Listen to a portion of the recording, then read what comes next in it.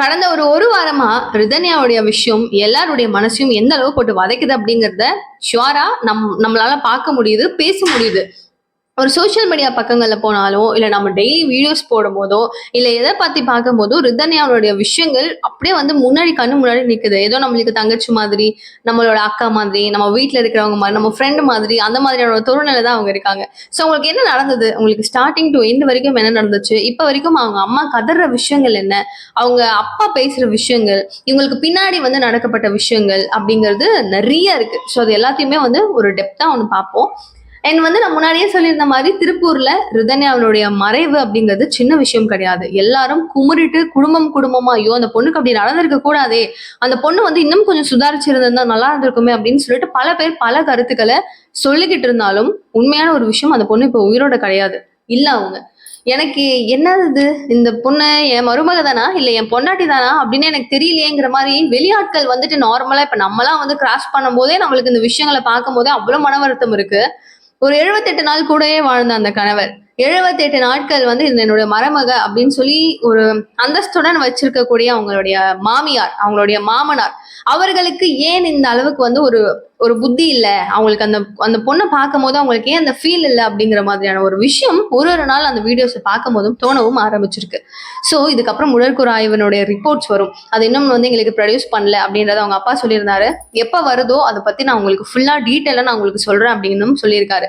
So இதுல நிறைய twist சொல்லப்படுது இல்லையா? இது எல்லாத்திற்குமான விடை அது வந்ததுக்கு அப்புறம் இது எதனால நடந்துச்சு அப்படிங்கிறதும் தெரிய வரும். அண்ட் ஒரு 35 நிமிடம் நடுவுல மாட்டிட்டு இருக்கு.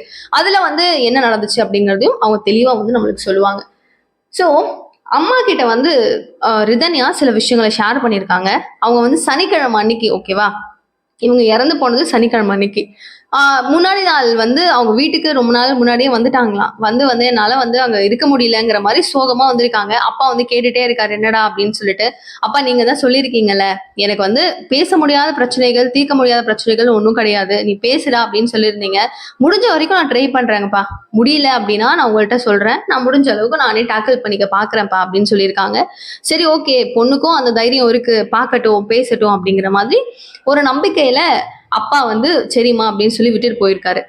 ஸோ வீட்டில் அம்மா வந்து என்னாச்சு அப்படின்னு சொல்லி கேட்டுட்டே இருக்காங்க. பட் அந்த அளவுக்கு வந்து ரொம்ப அந்த அளவுக்கு கான்சென்ட்ரேட்டடா வந்து அவங்களால சொல்ல முடியல. நான் பாத்துக்கிறேம்மா அப்படின்ற ஒரு ஒரு கான்ஃபிடன்ஸை மட்டும் அம்மா கிட்ட கொடுத்துக்கிட்டே இருக்காங்க. ஸோ நடுவுலயே நிறைய பிரச்சனைகள், ஒரு 78 நாட்கள்லயே வந்து பல பிரச்சனைகளை அவங்க ரிதன்யா வந்து ஃபேஸ் பண்ணியிருக்காங்க. அப்பப்போ வீட்டுக்கு வந்துடுறது, அவங்க மாமியார், அவங்களுடைய புருஷன், மாமனார் அப்படின்னு சொல்லி மொத்த பேரும் வந்து நாங்க மன்னிப்பு கேட்கிறோம் அப்படின்னு சொல்லி ஒரு டிராமாவெல்லாம் போட்டு திரும்பவும் இந்த பொண்ணு வீட்டுக்கு வாமா அப்படின்னு சொல்லி கூட்டிட்டு போறது நிறைய விஷயங்கள் நடந்துட்டு இருந்திருக்கு. இந்த கேப்ல நாகராஜ் அப்படின்னு சொல்லிட்டு பையன், அதாவது கவின் இருக்காரு இல்லையா, ரிதன்யாவுடைய கணவருடைய வீட்டுல கொஞ்சம் சொந்தமான ரொம்ப நெருங்கிய சொந்தம்னு சொல்றாங்க நாகராஜ் அப்படின்னு சொல்லக்கூடிய அந்த ஒரு நபர் இவங்க வீட்டுக்கும் நல்ல பரிட்சயமான ஒரு நபரா தான் இருக்காரு. அவர் வராரு. வெள்ளிக்கிழமை வந்து சரி இது வந்து ஒரு பஞ்சாயத்து மாதிரி நடக்குது. அந்த பொண்ணு வந்து அந்த ஆடியோலயும் சொல்லியிருப்பாங்க, எனக்கு வந்து பேசி பஞ்சாயத்து பேசி என்னால முடியலப்பா, எனக்கு இந்த வாழ்க்கை வேண்டாம்ப்பா அப்படின்னு சொல்லியிருந்தாங்க இல்லையா.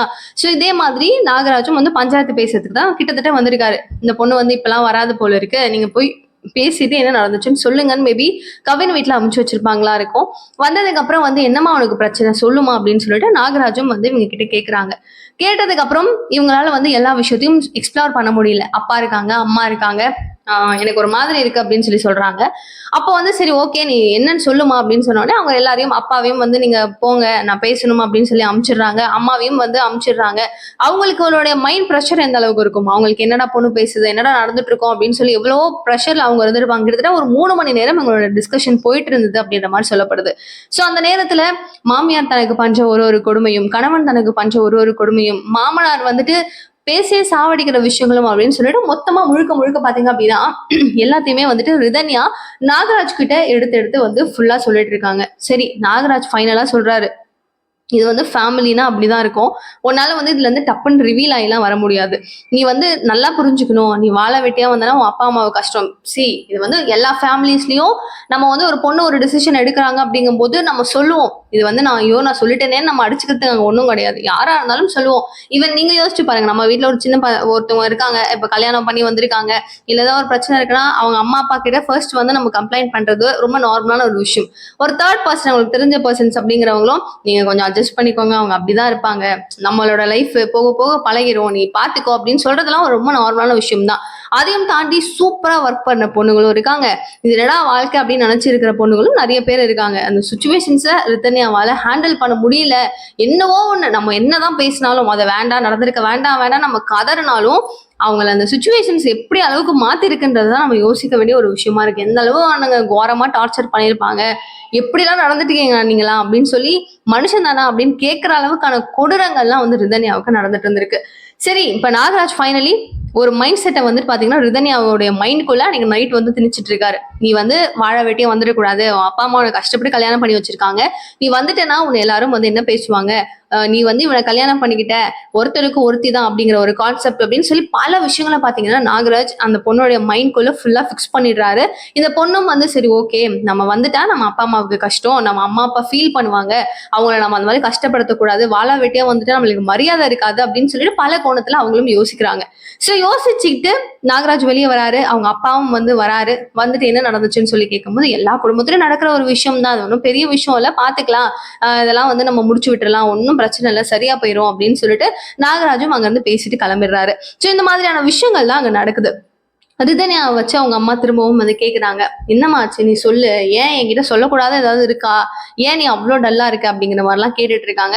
நடுவில் அந்த பொண்ணு ரொம்ப டல்லா இருக்கிறதுனால சரி வாமா நம்ம எங்கேயாச்சும் வெளில போயிட்டு வரலாம் அப்படின்னு சொல்லிட்டு சமாதானம் பண்ணலாம் அப்படின்னு சொல்லிட்டுலாம் அப்பா வந்து என்ன பண்றாரு, டிரைவிங் கூட்டு போறாரு. அவங்க அப்பா அம்மா ரிதன்யா 3 பேரும் சேர்ந்து தான் போறாங்களாம், மாத்தி மாத்தி டிரைவ் பண்றாங்களா ரிதன்யாவும் அவங்க அப்பாவும், நிறைய மனசு விட்டு பேசுறாங்களாம். அப்பயும் அவங்க அப்பா வந்து உனக்கு பிடிச்சிருக்கா பாரு, அவ்வளவு கஷ்டமா இருந்துச்சுன்னா நீ போக வேணாம், நீ என்கிட்டயே வந்துருமா, நான் பாத்துக்கிறேன் அப்படின்னு அவங்க அப்பாவும் சொல்றாராம். ஈவன் அவங்க அம்மாவும் சேம் விஷயம் தான் சொல்லிட்டு இருக்காங்க. பட் இருந்தாலும் அம்மாவா இருக்கும் போது பொண்ணு நல்லா இருக்கணும் அப்படின்னு நினைக்கிற ஒரு விஷயம் தானே. சோ நீ இப்படிதாண்டா இருக்கும், இப்படிதாண்டா அந்த பொண்ணை வந்து மயில் குஞ்சுன்னு கூப்பிடுவாங்கன்னு நினைக்கிறேன். ஸோ ரொம்ப அவங்க அப்பாவும் வந்து ரித்துக்குட்டின்னு சொல்றாரு. இவங்களும் வந்து இந்த அளவுக்கு ரொம்ப ரொம்ப ரொம்ப செல்லமா எந்த அளவு வளர்த்துருக்காங்கன்னு யோசிங்க. எல்லாரும் வந்து எல்லாருடைய அம்மா அப்பாவும் அப்படிதான் வளர்ப்பாங்கன்னு சொன்னாலும் சில இடங்கள்ல ஒரு ரூடா இருக்கிறவங்களும் இருக்காங்க, சில இடங்கள்ல அன்பை வேற மாதிரி காமிக்கிறவங்களும் இருக்காங்க. இந்த அளவுக்கு வரைக்கும் ஒரு வயசு உங்ககிட்ட காசுக்கு குறை கிடையாது, எதுவுமே பிரச்சனை இல்லை, சூப்பரா வளர்த்து ஒரு ஒரு எப்படி நிறைய நம்ம போயம்ஸ்ல எல்லாம் பார்ப்போம், நல்ல ஒரு தங்கத்தை ஏதோ பண்ணி குரங்கு கிட்ட கொடுத்த மாலையா இதெல்லாம் சொல்லுவாங்கல்ல, நல்ல பூ மாலையை குரங்கு கிட்ட கொடுத்த கதை மாதிரி தான் இது. வந்து ஒரு பூ மாதிரி பாத்துக்கிட்ட ஒரு பொண்ணை குரங்கு மாதிரி இருக்கிற அந்த குடும்பத்துல கொடுத்து அந்த பொண்ணே சீர்கெட்டு போயிட்டாங்க. அவங்க இல்லைங்கிறது தான் ஒரு வருத்தமான ஒரு விஷயமாவும் இருக்கு. ஸோ ஃபைனலி இப்போ வந்து பாத்தீங்கன்னா இந்த விஷயம் நடந்துட்டு இருக்கு. சரி ஓகே, ரைடெல்லாம் போயிட்டு வந்ததுக்கு அப்புறம் அவங்க அம்மா உங்ககிட்ட உனக்கு என்னனாலும் எனக்கு சொல்லுடா அப்படின்னு சொல்லிட்டு திரும்ப திரும்ப வந்து அவங்க அம்மா கேட்டதுக்கு அப்புறம் இந்த பொண்ணு வந்து கொஞ்சம் கொஞ்சமா அவங்க மாமியார் வீட்டை பத்தி பேச ஆரம்பிக்கிறாங்களாம். இது வந்து இந்த மாதிரிமா அவங்க கிட்டத்தட்ட வந்து 4 கோடி ரூபாய்க்கோ நம்ம பட்ஜெட் போட்டு கவினுடைய வீடு இப்பதான் ரொம்ப ரீசெண்டா கல்யாணத்துக்கு முன்னாடி தான் கட்டினதாகவும் சொல்றாங்க. ஃபுல்லா கிளாஸ் டோர்ஸுங்க, மாளிகை மாதிரி. இதை பார்த்துருப்போம் நம்ம எல்லாரும் கிளிப்ஸ்லாம், சூப்பரா இருக்கு அந்த வீடு. அந்த அளவுக்கு ரொம்ப பெரிய ஒரு வீடு. அந்த வீட்டுல எவ்வளவோ ஆட்களோ இல்ல எப்படி இருந்தாலும் நான் நிக்க கூடாது, உட்காரக்கூடாது, அதை எடுக்கக்கூடாது, நீ உன் வீட்டுல இருந்து கொண்டு வந்தியா, நீ அங்க இருந்து எடுத்துட்டு வந்தியா அப்படின்னு சொல்லிட்டு அவங்க மாமியார் ரொம்ப அளவுல அதிக அளவுல வந்து டார்ச்சர் பண்ணியிருக்காங்க. டார்ச்சர் பண்ணனால அந்த பொண்ணுக்கு வந்து துணி துவைக்கிறதுக்கு கூட வந்து பின்னாடி கொல்லப்புறத்துல போயிட்டு தான் துவைக்கணுமா. அவ்வளவு அளவுக்கு அமைதியா இருக்குமா அந்த வீடு. எனக்கு அங்க இருக்கிறதுக்கே ஒரு மாதிரி இருக்கு, ரொம்ப பயமா இருக்கு, டோர் எல்லாம் க்ளோஸ் பண்ணி வச்சிடுறாங்க, கஷ்டமா இருக்கு அப்படிங்கிற மாதிரிலாம் அந்த பொண்ணு ரிதன்யா வந்து இவ்வளவு பயமா இருக்கும்ல, ஒரு ஜாலியா டிவி பார்க்கலாம், அங்க பண்ணலாம் அப்படிலாம் சொல்லி ஒரு வீடு இருந்தா சூப்பரா இருக்கும். அவ்வளோ பெரிய ஒரு வீட்டை கட்டி வச்சுக்கிட்டு என்னத்துக்கு, ஒன்னுத்துக்கும் இல்லாம போறதுக்கா? ஸோ அப்படிதான் அந்த வீட்டுல இந்த மாதிரி நிலைமை தான் இருந்திருக்கு. ஸோ இதெல்லாம் எனக்கு சுத்தமா பிடிக்கல அங்க இருக்கிறதுக்குலாம் அப்படின்னு சொல்லிட்டு முழுக்க முழுக்க இந்த வீடை பத்தி ரொம்ப அதிக அளவுல வந்து அவங்க ஃபீல் பண்ணியிருக்காங்க. ஸோ துணி துவைக்க வைக்கிறாங்க என்னால, அதுக்கப்புறம் சொத்து எங்க, நகை எங்க, உனக்கு உண்மையாவே பவுன் நகை தானே, நான் உரசி பார்க்கலாமா, சொத்து வந்து உன் அம்மா கிட்ட இருந்து வாங்குமா, உன் அப்பா கிட்ட இருந்து வாங்கங்கிறத சேஃப்டி கிடையாது அப்படின்னு சொல்லிட்டு புருஷன், மாமியார், மாமனார் அப்படின்னு சொல்லிட்டு வீட்டுல இருக்கிற 3 ஜென்மமும் சேர்ந்து ஒன்னா வந்து இந்த நொய் நொய் நொயின்னு சொன்ன உடனே இந்த பொண்ணுக்கு கடுப்பா இருந்திருக்கு. ஆல்ரெடி வந்து கிட்டத்தட்ட 150 சவரன் வந்து இது வரைக்கும் போட்டிருக்காங்க. அவங்க எப்படி பாத்துக்கிறாங்கன்னு பார்த்துட்டு நாங்க கொஞ்சம் கொஞ்சமா போடலாம், இருக்கிறத கொடுத்துடலாம் அப்படின்னு சொல்லி நாங்க பிளான் பண்ணோங்கிறது அவங்க அம்மா சொல்றாங்க. ஸோ இதுக்கு மேல என்ன வரும், நல்லா இருக்காங்க குடும்பத்துலன்னு தெரியுது. காசும் நீ டௌரியில அவ்வளவு பெரிய ஒரு பேயா இருக்கிற அப்படின்னா உனக்கு அவங்க பணம் கொடுத்துருவாங்க அப்படிங்கறதும் தெரியும். தெரிஞ்சு போய் புடுங்கிட்டு வானா இந்த பொண்ணுக்கும் எப்படி இருக்கும்? அவங்க அப்பா இவ்வளவு அளவு பார்த்துட்டு அப்பா நீங்க கொடுங்கப்பா அப்படின்னு சொன்னா நல்லாவா இருக்கும்? அப்ப அந்த பொண்ணுக்கு இங்க என்ன ஒரு மரியாதை இருக்கும், டிக்னிட்டி இருக்குமா? யோசிச்சு பாருங்களேன். அந்த பொண்ணோட மைண்ட் செட் வந்து அப்பாவா, அம்மாவா, புருஷனா, மாமியாரா, மாமனாரான்னு பல டிசாஸ்டர்ல இருந்திருப்பாங்க. சோ நாங்க கேட்டோம்னு கேட்க கூடாது, நீ போய் நீயா கேளுங்கிற மாதிரியே சொல்ல கடைசி அந்த பொண்ணு அவங்க கேக்குறாங்க அப்படின்னு சொல்லிட்டாங்க. சரி, இருந்தாலும் இந்த மனஸ்தாபங்கள்லாம் கொஞ்சம் கொஞ்சமா போயிட்டு இருக்கு. ஆனா இன்னைக்கு நைட்டே வந்து பாத்தீங்கன்னா இந்த பொண்ணு அவங்க அவங்க ஹஸ்பண்ட் வந்து இவங்களுக்கு கொடுத்துட்டு இருக்கிற பிசிக்கல் டார்ச்சரை பத்தியும் அவங்க அம்மா கிட்ட எக்ஸ்ப்ளோர் பண்ண ஸ்டார்ட் பண்ணியிருக்காங்க. ஸோ அவங்களுடைய பாடியை காமிக்கிறாங்க. அங்கங்க வந்து அந்த கடிச்சு வச்ச காயம் மாதிரி இருக்கிறது பாடியில. ஸோ ஒரு அம்மாவுக்கு எப்படி இருக்கும் இல்ல? அந்த பொண்ணே முதல்ல வந்து ஒரு ஒரு ரொம்ப ஹாப்பியா ஒரு ஃபீல்ல இருக்காங்க அப்படின்னும் போது அவங்க காமிக்கிறதுக்கு தயக்கம் படுவாங்க. பட் இது வந்து கோரமா இருக்குன்னும் போது தயக்கத்தின் விட மோசமா அதை சொன்னா கேவலம் அப்படின்னு நினைப்பாங்கல்ல. அந்த மாதிரி சுச்சுவேஷன்ல அம்மா கிட்ட கூட சொல்ல முடியலன்னா எவ்வளவு மோசமான ஒரு பிசிக்கல் ரிலேஷன்ஷிப் அந்த பொண்ணுக்கு இருந்திருக்கும்னு யோசிச்சு பாருங்க. ஸோ அந்த அளவுக்கு ரூடா அந்த பொண்ணு வந்து பாத்ரூம் போகும்போது கூட பின்னாடி போய் டார்ச்சர் பண்றது, ரொம்ப ரொம்ப டார்ச்சர் பண்ணியிருக்காங்க. சின்ன டார்ச்சர்லாம் கிடையாது. ஸோ கேமராஸ் கூட வந்துட்டு பாத்தீங்கன்னா பெட்ரூம்ஸ்ல வச்சு அவங்க மாமியார் வந்து அவங்கள வாட்ச் பண்ணாங்கன்றாங்க.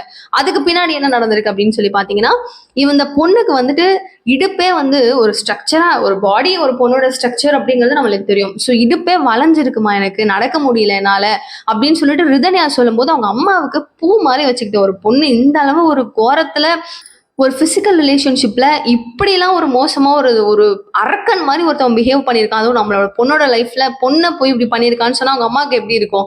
ஸோ என்ன பாரு இடுப்பே எனக்கு வளைஞ்சிருச்சு அப்படிங்கிற அளவுக்கு காமிச்சிருக்காங்க. அப்ப இன்னும் எந்த அளவு மோசமா அவன் பண்ணியிருப்பான். ஸோ இதை பத்தி அவங்க கிட்ட நாங்க பேசுறோம் அப்படிலாம் போது, இல்ல நான் பேசிட்டேன் ஆல்ரெடி, எங்க மாமியார் கிட்ட நான் சொல்லிட்டேன், உங்க பையன் இப்படிலாம் டார்ச்சர் பண்ண நான் சொன்னேன். எங்க மாமியார் போய் எங்க மாமனார் கிட்ட சொல்லி, மாமனார் வந்து காலைல 8 மணில இருந்து சாயங்காலம் 2 3 மணி வரைக்குமோ வந்து இதை பத்தி அட்வைஸ் பண்ணிட்டு இருந்திருக்காரு.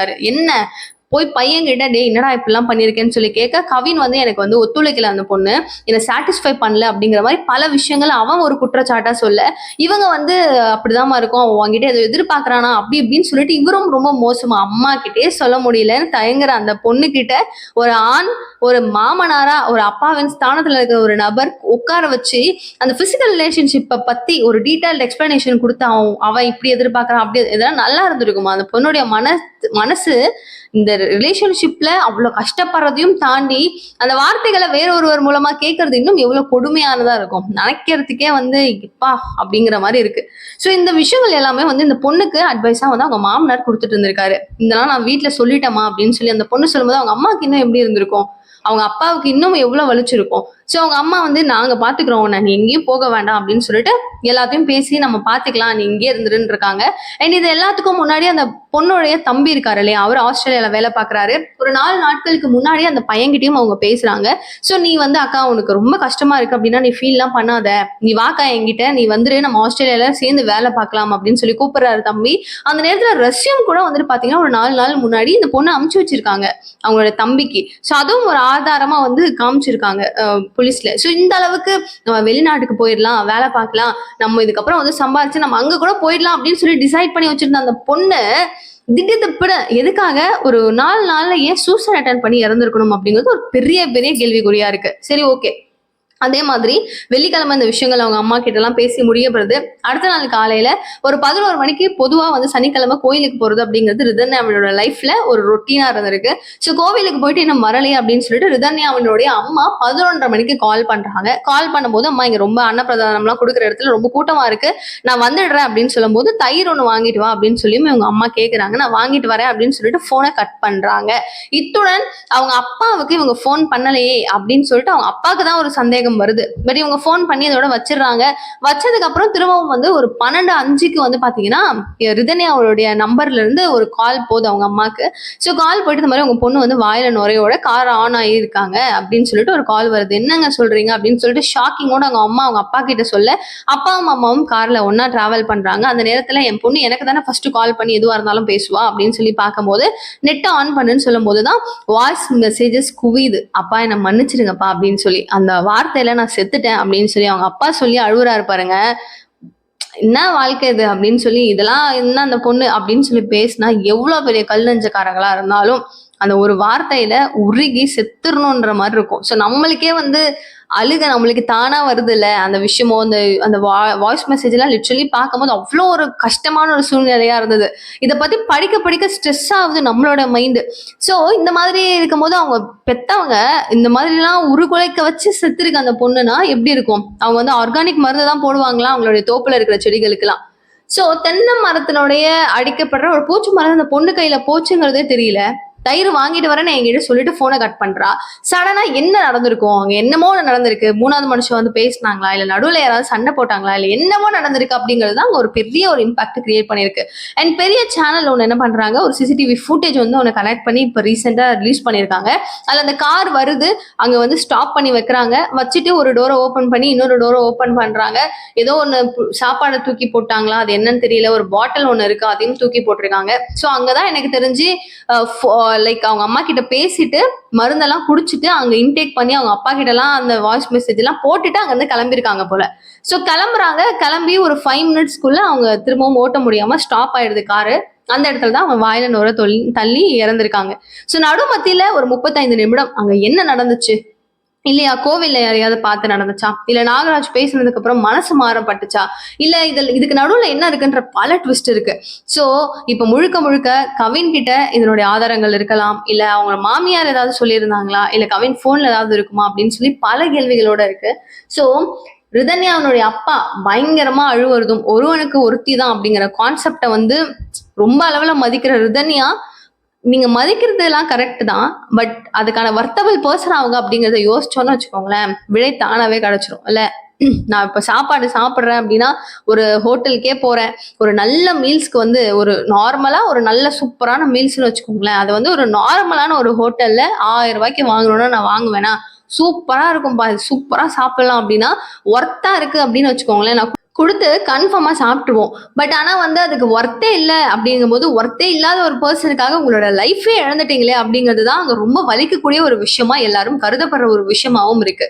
ஸோ ரிதன்யாவுடைய அப்பா திரும்பவும் சொல்றாரு, என் பொண்ணுக்கு நடந்த மாதிரி ஒரு விஷயம் எப்பவுமே யாருக்குமே நடக்கக்கூடாது, எந்த பொண்ணும் இந்த மாதிரி ஒரு முடிவு எடுத்துக்க கூடாது அப்படின்னு சொல்லிட்டு, இதன் மூலமா நம்ம தெரிஞ்சுக்க வேண்டிய விஷயம் ஒண்ணு மட்டும்தான், ரொம்ப தைரியமா இருக்கணும். இந்த ரிதன்யாவோட லைஃப் மாதிரி பல பெண்கள் ஃபேஸ் பண்ணிருக்கலாம், பண்ணிட்டு இருக்கலாம், இல்ல அந்த அளவுக்கு இல்லை அப்படின்னாலும் ஓரளவுக்கு உங்களுடைய லைஃப்ல ஸ்ட்ரெஸ் இருக்கு, இல்ல எனக்கு இந்த லைஃப் பிடிக்கல அப்படின்னு சொல்லி நீங்க தவறான ஒரு முடிவை எடுக்கணும் அப்படின்னு நினைச்சீங்கன்னா, என்னோட ஒரு மைண்ட் செட்லாம் எப்படி தெரியுமா? நான் சொல்ற ஒரு விஷயம் என்னன்னா, ரிதன்யாவுக்கெல்லாம் வந்து நல்ல பணம் இருக்கிற ஒரு பொண்ணு தான். பிடிக்கல, இந்த லைஃபே எனக்கு பிடிக்கல அப்படின்னு சொல்லி நினைச்சவங்க எனக்கு எவனுமே வேணாண்டா அப்படின்னு சொல்லிட்டு ஓடி போயிருந்திருக்கலாம். எங்கேயாவது போயிட்டு அவங்க ஹாப்பியா இருந்திருக்கலாம். எல்லாருமே அவங்க மைண்ட் ஃபுல்லா ஃப்ரீ ஆனதுக்கு அப்புறம், ப்ரெஷர் இல்லை எனக்கு அப்படின்னு சொன்னதுக்கு அப்புறமா வீட்டுக்கு வந்து அப்புறம் கூட எல்லாரையும் சமாதானப்படுத்திருக்கலாம். பட் இந்த லைஃபே மொத்தமா போய் அவங்க அப்பா அம்மா அழுகுற ஒரு விஷயம் இருக்குல்ல, பார்க்கும் போது நம்மளுக்கே கண்ணுல தண்ணி வருது. இந்த மாதிரி இருக்கும்போது ஒரு பொண்ணு ஒரு டிசிஷன் எடுக்கிறதுக்கு முன்னாடி அவங்க அப்பா அம்மா அழுவுறதை நீங்க பார்த்திருப்பீங்கல்ல, அதை யோசிச்சு பாருங்க. நம்ம வீட்டுல இருக்கிறவங்க நம்ம இல்லைன்னா எப்படிலாம் ஃபீல் பண்ணுவாங்க, இப்படிதான் ஃபீல் பண்ணுவாங்க போல நீங்க யோசிச்சீங்கன்னாவே அந்த டிசிஷனை கன்ஃபார்மா எடுக்க மாட்டீங்க. நான் முன்னாடியே சொல்லிட்டு இருந்த மாதிரி, பிடிக்கலையா எங்கேயாச்சும் தயவு செஞ்சு போயிடுங்க. உங்ககிட்ட இருக்கிறத வச்சுக்கிட்டு நீங்க எங்கேயாவது போயிடுங்க, நீங்க ஃப்ரீயா ஆவுங்க, அதுக்கப்புறம் வாங்க. ஏன்னா ஒரு லைஃப் போயிடுச்சுன்னா திரும்ப வராது. சின்ன குழந்தைங்களை விட்டுட்டு நிறைய லேடிஸ் வந்து இறந்து போறதும், ரொம்ப லவ்வபிளா ஒரு குட்டியான ஒரு பிரச்சனைக்கு வந்து டப்புன்னு போறதும், எனக்கு தெரிஞ்ச ஒரு பர்சன் கூட அந்த மாதிரி தான். ஒரு சின்ன சின்ன ப்ராப்ளம்ஸ்னால அவங்க இறந்ததுனால அவங்க குழந்தைங்க எவ்வளோ இப்போ வருத்தப்படுறாங்க, அவங்க வீட்டுக்கு போயிருக்கிறது இவங்க வீட்டுக்கு போயிருக்கிறதுன்னு. யாரும் வந்து நம்ம மாதிரி யாரும் யாருடைய லைஃபையும் ஃபில் பண்ண முடியாது. நம்ம வந்து நம்ம அம்மா அப்பாவுக்கு நம்ம தான் பெஸ்ட், நம்ம ஹஸ்பண்ட்க்கு நம்ம தான் பெஸ்ட், நம்ம குழந்தைங்களுக்கு நம்ம தான் பெஸ்ட் அப்படிங்கிற மாதிரி. நீங்க இல்லைன்னா நீங்க தான் அதுக்கு கரெக்டா கேப்பபிள், இவங்களுக்கு நீங்க கரெக்டா இருப்பீங்க. நாட் ஒன்லி ஃபார் ஹஸ்பண்ட் நான் சொல்ல வரல, உங்க அப்பா அம்மாவுக்கு நீங்க மட்டும்தான் ஒரு நல்ல பொண்ணா இருப்பீங்க. இது வந்து நான் பொண்ணுங்களுக்குன்னு இல்லை, நிறைய ஆண்களும் இந்த மாதிரி முடிவுகள் எடுக்கிறீங்க.